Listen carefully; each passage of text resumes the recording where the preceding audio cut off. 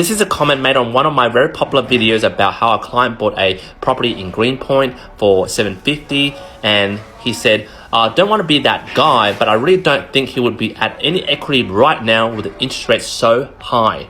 Now, before I clap back at him, I want to reference back to the video, which got about 322,000 views. That was made in June 2022.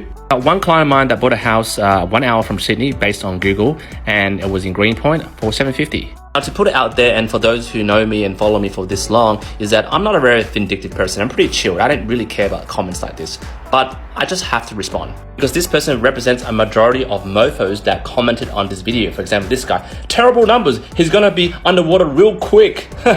Or $7 a week cash flow on interest only. That's so ridiculously risky. Or this Super Saiyan mofo here, tag me in part 2 when your over-leveraged client has to cut his losses in 2 years as his interest rockets high and property growth has been negligible.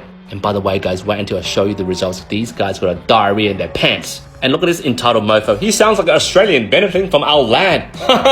Like the land is yours, you entitled mofo. That's the sad side of TikTok. When you share a client story, a success story, these type of people shite on it.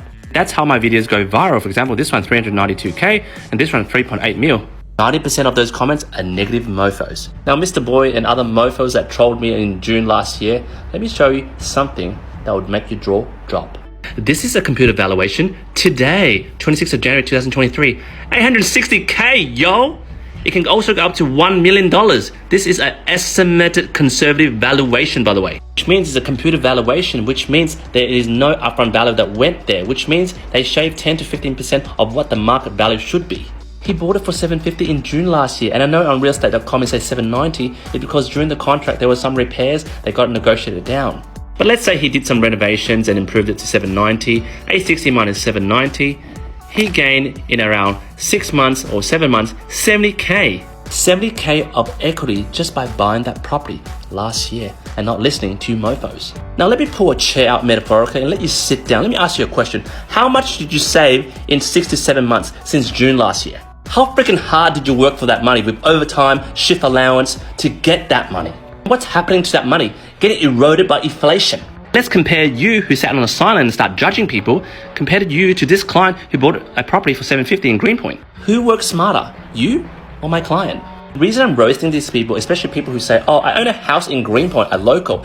This isn't a great buy on a main road and the house inside is very dated and most of the land is unusable. Or old mate here who says, aren't houses prices falling? Why are you buying? The reason I'm roasting these people and calling them out, because these guys are like, oh, I hope for my generation's sakes, I hope the property plummets 30 to 40%.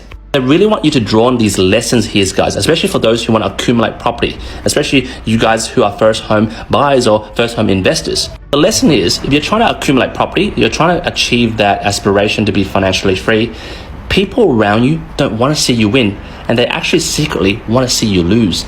As you can see from the video June last year, a lot of hate on what my client did.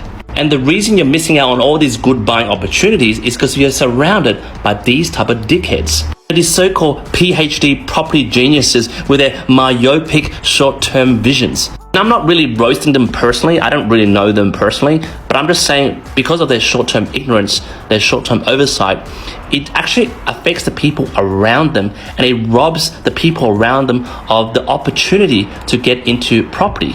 They have a scarcity mindset. They don't have a growth or abundance mindset because buying property is a 5 to 10 year thing. These people are so quick to judgment, even locals. This house was listed and relisted several times because no one wanted it. Well, not everyone's like you that's freaking short-sighted. He actually had long-term vision. He did his calculation. He did his research. And this is the conservative rental income, 3.74% yield, which is very nice in New South Wales for $617 a week, but it's actually rented for $710 a week. He only spent 20 to 30k on cosmetic renovations to do it up and make the place nicer. For those PhD property gurus out there, so-called property gurus, just my tip for you, when people buy a property or your mates buy a property, when they ask you, what do you think? Or they give you this, when they ask you prior to buying, what do you think? Just keep your bloody mouth shut, especially if you don't know jack. Because when someone asks me, and I've got 15 years of experience as a broker and being in the industry and dealing with hundreds of deals every week, right? I always keep my mouth shut. I never cast judgment on someone's purchase. Because why? Because the way to look at whether a property is good or not is to wait 3 to 4 years, or even sometimes 5 to 7 years.